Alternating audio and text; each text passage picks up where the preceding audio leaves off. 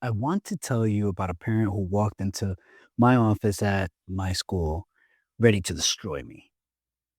Her son was failing, not because he wasn't smart, he was brilliant actually, but he had checked out. He was acting up and falling behind. She got in a call from the teacher, and by the time she reached my office, she's already built a story in her head. The school was the problem. The teachers weren't reaching him. Classes were wrong, and I, the principal and director, was responsible for her son's failure. She came in hot, arms crossed, voice raised. She had specific accusations. She had been talking to other parents. She had a plan to go over my head to the school board. This was not a conversation, it was an attack. And here's what I did not do. Did not show her data. I did not defend the school. I did not list all the things we've already done for her son. I did not match her energy. Instead, I said the 5 words that changed everything. Tell me about your son. She paused. She wasn't expecting that. She come ready for a fight. And I asked her to tell me a story. For the next 10 minutes, she talked about who her son was before he started struggling and what was he like at home and what she was scared of for his future, about her own experience in school, about what she tried that hadn't worked. Didn't interrupt her. I didn't redirect. I listened. And something happened in those 10 minutes that no amount of data, school policy, or defensive argument could have done. She went from attacking me to thinking with me. She moved from "you are the problem" to "we have a problem." By the end of that meeting, we had a plan. Not my plan, our plan. She left as a partner, not an enemy, and her son turned his year around. Here's what I've learned about 2 decades of changing minds. As an NYPD officer, talking people down from the edge. As a wealth manager, moving clients off emotional decisions that were destroying their savings. And as a school leader, turning hostile parents into allies. You cannot argue someone into agreeing with you. You can only create the conditions for them to convince themselves. And today, I'm going to teach you exactly how to do that. I'm Mike Aponte, also known as M.A. Aponte, and this is Thinking to Think.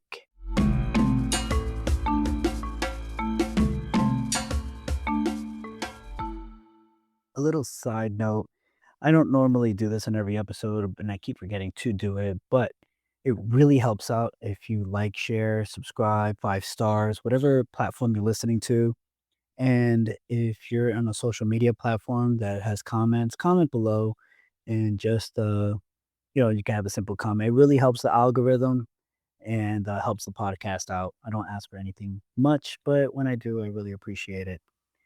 So, before I teach you the framework, I need to explain why everything you've been doing to change people's minds hasn't been working.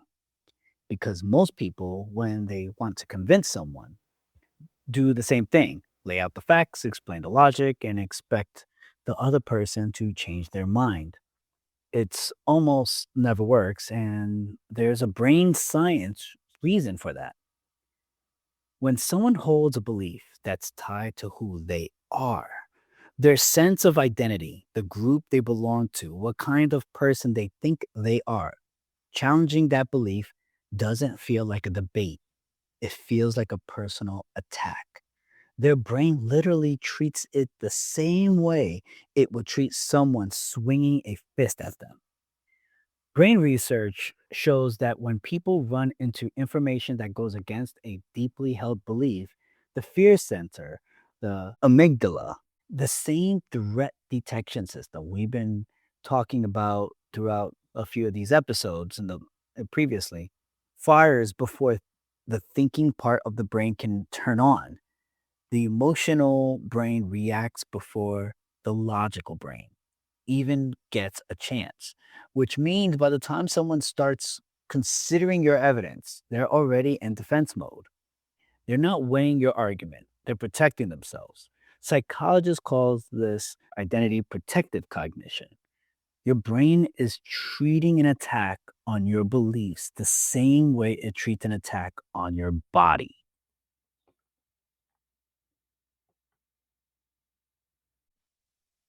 This is why political arguments at the dinner table go nowhere. You're not debating policy, you're threatening identity. And when identity feels threatened, the brain doesn't process evidence, it rejects it automatically, instantly, without the person even choosing to do it. And it gets worse. Research has found something that sounds backwards, but is very real.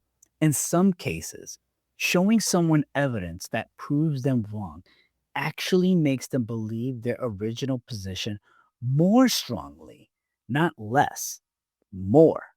Researchers calls this the backfire effect. Your evidence doesn't weaken their position. It locks them in deeper because now they have to defend not just the belief, but their own intelligence for having the belief in the first place. I saw this all the time at Merrill Lynch. A client would be holding onto a stock that was clearly going down. I showed them the numbers, earning droppings, competitors doing better, analysts doing downgrading, and more data I showed them. The harder they held on. They say the market doesn't understand the company, analysts are wrong. I've done my research. My evidence became in their mind proof of a conspiracy against their judgment rather than information about reality. So, if facts don't work, what does? Well, here's the breakthrough from decades of research on persuasion, and it's the foundation of everything I'm about to teach you. People don't change their minds because you convince them. People change their minds because they convince themselves. Researchers calls this persuasion self-persuasion principle. Your job is not to force a conclusion. It is to create the conditions where someone can talk themselves into seeing things differently. There are several proven techniques that all share the same idea. Deep canvassing is when you have long, genuine conversations with people at their front door about difficult topics. Motivational interviewing is a method therapists and counselors use to help people find their own reasons to change. Street epistemology is a technique where you ask someone to examine how they arrived at a belief, not what they believe. All three work the same way. Instead of telling someone what to think, you ask um, questions that help them discover the cracks in their own reasoning. When they find the crack, they fix it. When you point to the crack, they defend it. A brand new 2026 study tested three approaches: direct persuasion, where an interviewer tries to convince someone called change talk, where the interviewer asks open ended questions that let the person come up with their own reasons to change, and to control group that got neither. Change talk, letting people convince themselves, produced the biggest shift, even bigger than direct persuasion, because the person was doing the convincing on their own. This is the secret. And once you understand it, every conversation changes. You stop trying to win and start trying to open because an open mind convinces itself. Now, I've taken this research plus my 20 years of practice across law enforcement, finance, and education and turned it into a 5 step framework I call the shift method. Each letter is a step. And I want to be clear, this is ethical persuasion. The difference between this and what we covered in the previous episode regarding manipulation is the intention behind it. Manipulation benefits the manipulator at the other person's expense. Ethical persuasion benefits both people. It helps someone see something they couldn't see before in a way that respects their independence and their intelligence. So let's begin. S. Seek to understand before you try to be understood. This is the foundation. Before you try to change anyone's mind about anything, you need to genuinely understand why they believe what they believe. Not the surface reason, the deep reason, the identity level reason, the thing they really are protecting underneath the position they're stating. When the parent walked into my office, her surface belief was this school is failing my school, but her deep belief, the one driving all the emotional heat, was I'm a bad mother if my son fails, and I can't accept that, so it must be someone else's fault. That's an identity level belief. And until I understood it, no amount of school data was going to move her an inch. How do you get in that deep belief? You ask open ended questions and then you close your mouth. Here are the 5 questions I use most. Help me understand your perspective on this. What's your biggest concern about this? When did you first start feeling this way? What would need to be true for you to see this differently? What are you most afraid of will happen? The last one is the most powerful because almost every strongly held position is, at its roots, a shield against a fear. If you can name the fear, you can speak to it directly, and the position built on top of it starts to loosen. As an NYPD officer, when I was calming someone down, a person in crisis, someone threatening to hurt themselves or others, the first thing I did was listen, not lecture, not threaten, not pull rank. Listen. What's going on? Tell me what happened. What are you afraid of? Because a person who feels heard is a person whose fear center starts to quiet down. When the fear center calms down, the thinking brain, what neuroscientists call the prefrontal cortex, can come back online. And here's a rule of thumb: you should be listening for at least 70% of the conversation and do 30% of the talking. That's the 70-30 rule. If you're doing more than 30% of the talking in this first half of any persuasive attempt, you're arguing, not persuading. H, highlight common ground. After you've listened and genuinely understood what they're coming from, find what you agree on. The step is critical because it changes the whole dynamic. You go from being the opposite side of a table to being on the same side, looking at a shared problem from different angles. That's a totally different conversation. With the parent, we both want your son to succeed. We both see that he's struggling. We both know he's capable of more. We agree on all of that. The question isn't whether we want him to succeed, it's how. In 3 sentences, I moved us from opportunities to teammates. At Merrill Lynch, with a client gripping a failing investment, we both want your money to grow. We both want to protect what you've built. We both know the market has been rough. We agree on the goal. Let's talk about whether the specific investment is still the best way to get there. Same approach, same results. Once the client feels like we're on the same team, the walls calm down. In the current crisis that we're currently in, if you're talking to someone who supports the war and you don't, or the other way around, start here. We both want American service members to come home safe. We both want stability in the region. We both care about this country's future. That's common ground. Everything after that becomes a conversation between teammates, not a battle between enemies. People cannot hear your argument while they believe you're their enemy. Common ground dissolves the wall between you. Without it, nothing else in this method works. The I in the shift method is introduce through questions, not statements. This is the heart of the method and where most people mess up. The natural instinct when you want to change someone's mind is to tell them what you think and why they should agree. That's making a statement, what communication experts call an assertion. Assertions trigger defense, questions trigger thinking. Not to mention, people love the sound of their own voice. And if you introduce through questions, if you mess this up, that you're trying to what's called also correcting the record. If you're correcting the record, You're no longer questioning, you're asserting. So instead of the data shows the war was not unnecessary, try what would the evidence need to look like for you to reconsider the timing. Instead of you're wrong about that investment, try if this stock drops another 20%, at what point would you rethink the position?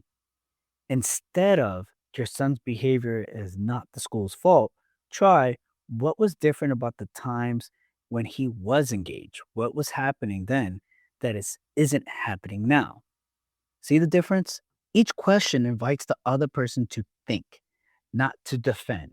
And when they think, they often arrive at the exact conclusion you were going to state, but they get it on their own. And conclusions you reach yourself stick.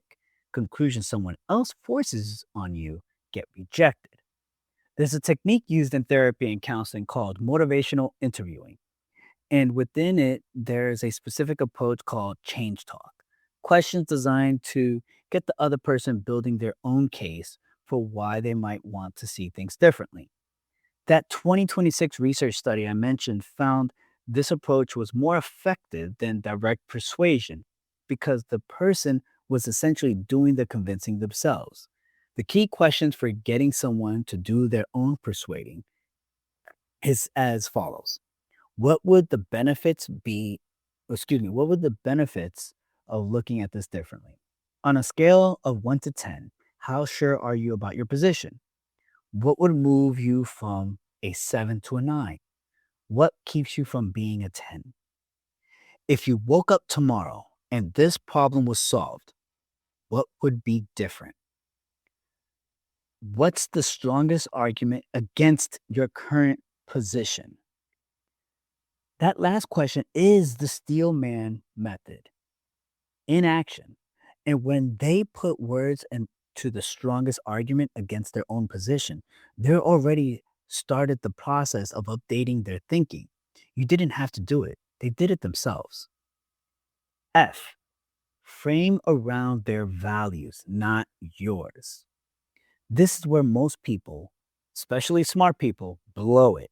They build a perfectly logical argument using their framework based on their values, backed by their evidence, and can't understand why other people doesn't get it. Here's why. Persuasion isn't about logic, it's about values. And if your argument doesn't connect to what the other person cares about, it's invisible to them, no matter how correct it is. Brain scan research on what happens during persuasion found that the most effective persuasive message are the ones that connect an idea to something about the person themselves, the part of the brain involved in self reflection.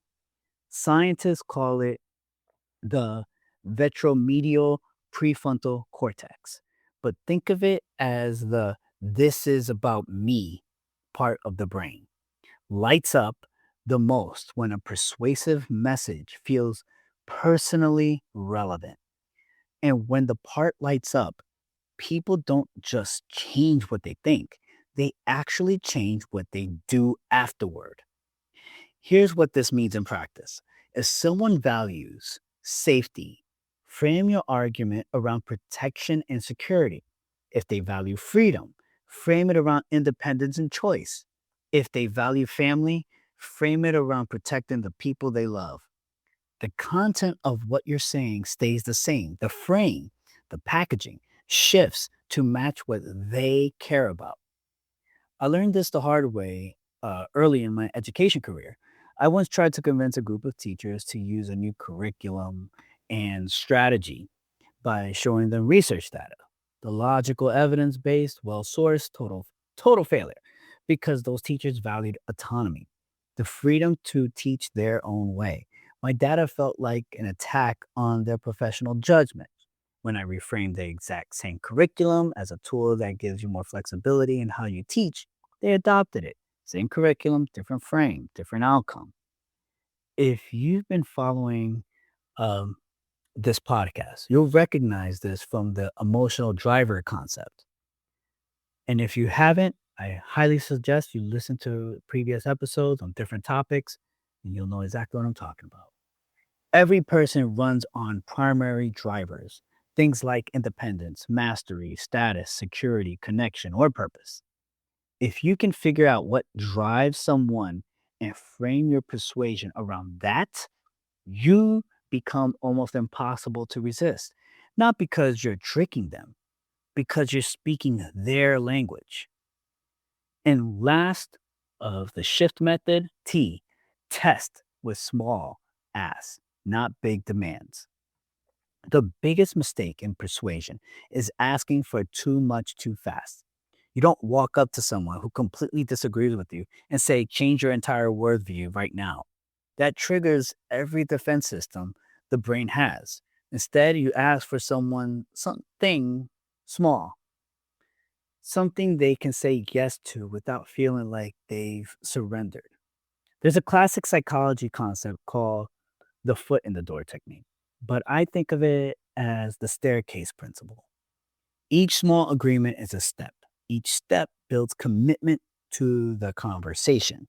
And before long, they walk themselves to a place they never would have accepted if you asked for all of it at once.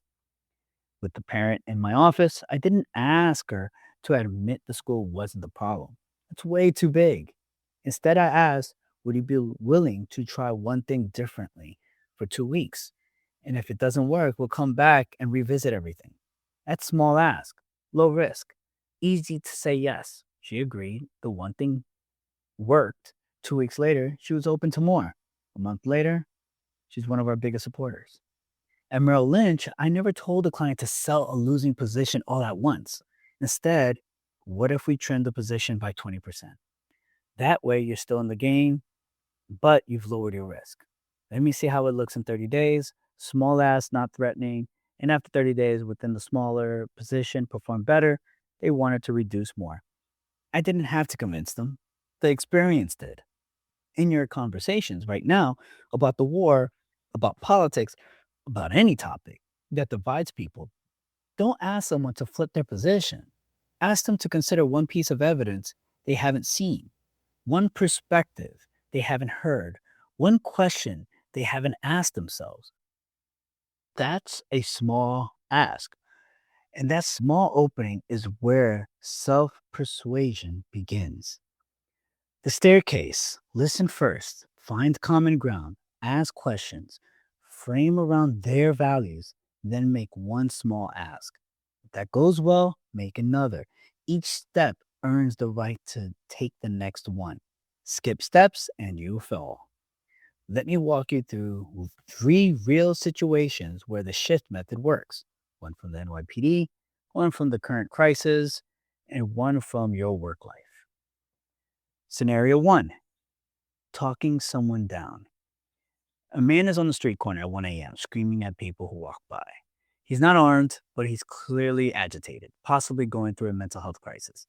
Officers arrive and we're trying to get him to calm down. He's not responding. He sees uniforms and gets more worked up. The wrong approach: sir, calm down. You need to stop yelling. We we can help you. There's 3 commands and a claim. His brain hears threat, control, authority. Gets worse. And try saying to your significant other to calm down and see how that far that goes. So, let alone a stranger who's going through a mental health crisis. The shift approach, however: seek. Hey, man, what happened? Something must have set you off tonight. I want to hear it. You're not ordering, you're inviting. Highlight: I can see you're having a rough night. I've had those nights too. Neither of us wants this to get worse. Common ground: you're human. He's human. Introduce: what would make this feel better right now? What do you need? Questions, not commands. Frame: if he values being respected, which most people in crisis do, say, I'm not here to disrespect you. I'm here because I don't want anything bad to happen to you tonight. Framed around his values. And test: can you do me a favor? Just step over here with me for a second so we can talk without all these people around. Small ass, low threat. I've, honest to God, used this when I was in the NYPD. It works. It's what we were trained by psychologists on talking, people that are going through mental health crisis down. You want them to be safe. It's hard when you make people feel welcomed and not ordered or pressured. It works. I've used this exact sequence dozens of times. And when it doesn't work, it, if it doesn't always when it doesn't always work, which everything's not 100%. You adjust and you adapt, but it works far more often than commands, threats, or logic. Let's be real. Scenario two: the dinner table war debate. Your uncle is convincing, excuse me, Your uncle is convinced the war with Iran is completely justified. You disagree. Thanksgiving 2026 is going to be tense. Here's how most people handle it: they lay out their arguments, the uncle lays out his, voices get louder, nobody changes, and the relationships get strained. The shift method: seek.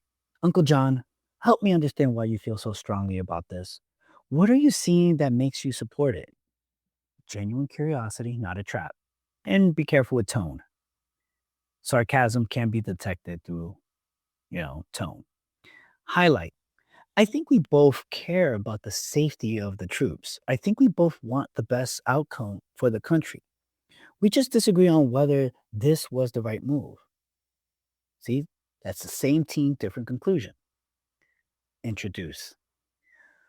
What would need to happen for you to think this war wasn't worth it? Like, what would be the sign that this was a mistake? Now he's thinking about the conditions under which he could be wrong. That's self persuasion happening in real time. Frame: if he values protecting the country, assuming he does, I guess my concern is whether this actually makes us safer in the long run, or whether it creates the next generation of people who want to attack us. Because I care about safety too. I just worry about what comes after. Framed in his value, not yours. And then you test. Would you be willing to read one article that shows a different angle?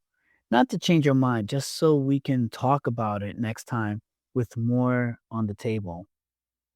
Small ask: respects his independence. And you probably won't change Uncle John's mind at dinner, but you might plant a seed. And seeds over time grow into new thinking. The goal isn't to win Thanksgiving, it's to keep the conversation open for the next one. And this is why I don't debate in politics with a lot of people, especially when there's things that clearly triggers other people, because this does take work. And personally, I'm very busy, and me having to defend an argument or an idea that I might have that's contradictory to what they are is time consuming. But anyway, scenario three: the workplace disagreement, which segues perfectly. Your boss has decided on a strategy you believe is wrong. Telling them they're wrong is a career suicide. Saying nothing is professional cowardice. Here's the shift approach: seek. I want to make sure I understand your thinking on this. Can you walk me through how you arrived at this approach? You're learning their reasoning, not attacking it. Highlight: I can see the logic, especially around whatever specific point. I think the goal you're going for is exactly right. Give credit before you diverge. Introduce. I've been thinking about one possible risk. What happens if, specific concern, I'm curious how you'll handle that. A question, not a criticism. You're raising a scenario, not filling an objection. Frame: if your boss cares about results, I just want to make sure we hit the numbers, and I'm wondering if there's a way to get there with less risk. Framed around what they value, and then you test. Would it make sense to run a small test before we go all in? That way we can try the approach with lower stakes. Small ask buys time, respects their authority. I have done this with multiple supervisors in multiple industries that I've been part of, that I had the honor and the privilege to be part of. And this is how I've been promoted time and time again. Having these conversations in private closed doors also um, alleviates a lot of the stressors. If you have this open conversation in an audience, this can truly backfire. So make sure when you're going up to a supervisor, especially if you want to have longevity in that industry or in the company or organization, keep those conversations private. Notice what you're also not doing. You're not saying I disagree. You're not presenting a counterplan. You're asking questions that help your boss discover the gap in their own thinking. If there is no gap, you'll learn something. If there is a gap, they'll find it themselves and probably give you credit for helping. I saved the most important application for last because the hardest mind to change isn't your uncle's, your boss, or your partner's. It's yours. Everything I just taught you about identity protective thinking, the backfire effect, and people convincing themselves, it applies to you just as much as it applies to everyone else. You have beliefs right now about this war, about your career, about politics, about your relationships that you're defending not because the evidence supports them, but because they become part of who you think you are. So here's a shift method turned inward, aimed at yourself. Seek. What do I actually believe about this and why? When did I first form this opinion? Was it based on evidence or was it based on how I felt at the time? Highlight. What do I agree with on the other side? What is the strongest point against my position? If I can say it out loud, I don't understand the issue well enough if I can't say it outside. Introduce. What question, if answered differently than I expect, would change my mind? And this is the big one. If no answer could change my mind, I'm not holding a belief, I'm holding a religion. Frame. Am I looking at this through the lens of what's true or through the lens of what protects my sense of who I am? And then finally, test. What's one small experiment I could run to test my belief? What would I need to see to update my thinking? I do this exercise on myself regularly. As a school leader, I have to be willing to be wrong about decisions I've made. And I've had made bad decisions, don't get me wrong, but I learn from them. As a former wealth manager, I had to be willing to be wrong about market calls, which can cost millions and sometimes hundreds of thousands and millions was the cost. As a former NYPD officer, I had to be willing to be wrong about my first read of a situation because being wrong and refusing to update could get someone killed or seriously injured. Being willing to change your mind is not weakness, it's the ultimate expression of intellectual strength. And it's the foundation of every other skill in critical thinking. So here's what we covered today. What we learned, why arguments fail, your brain protects beliefs that are tied to your identity, which psychologists call identity protective cognition.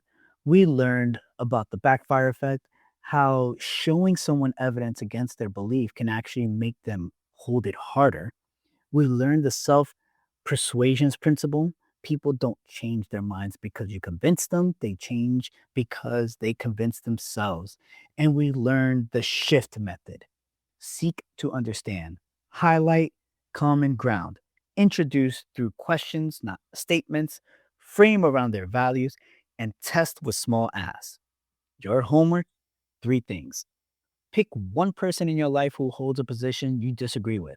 Have a conversation using only questions for the first 15 minutes. Don't state, don't argue, don't correct. Just ask and listen and see what happens. Guys, there is a psychological phenomenon that makes you want to say something it's called correcting the record. Avoid it when you do this. Two, find the one belief you hold that you're most defensive about. Apply the shift method to yourself. What question would change your mind? If nothing could, ask yourself why. And three, the next time, you're in a disagreement, before you respond, say, help me understand why you see it that way. Use those exact words. Watch the temperature of the conversation change instantly. The shift method worksheet, including all 5 steps, the self persuasion questions, and a conversation planning template, is available free on my Substack at maaponte.substack.com. The link is below in the podcast notes. The complete persuasion toolkit, including the emotional driver framework and advanced techniques, is for paid subscribers. My Udemy course covers the full system. It's coming soon. In order for you to be aware of it, please subscribe to Thinking to Think and subscribe for free at my Substack. Next week, why everyone picks a side and why you shouldn't.